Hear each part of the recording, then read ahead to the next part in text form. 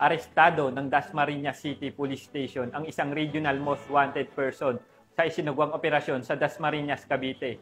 Ang suspect ay matagal nang pinaghahanap ng mga otoridad dahil sa kasong 2 counts of illegal recruitment.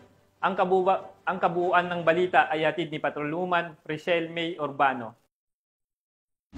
Ng pulisya ang isang babaeng kabilang sa listahan ng Regional Most Wanted Person sa isinagawang operasyon ng Dasmariñas Component City Police Station sa Calamba City, Laguna. Kinilala ng mga otoridad ang suspect bilang si alias Karen, residente ng Dasmariñas City, Cavite. Naaresto ang suspect sa bisa ng warrant of arrest para sa 2 counts of illegal recruitment.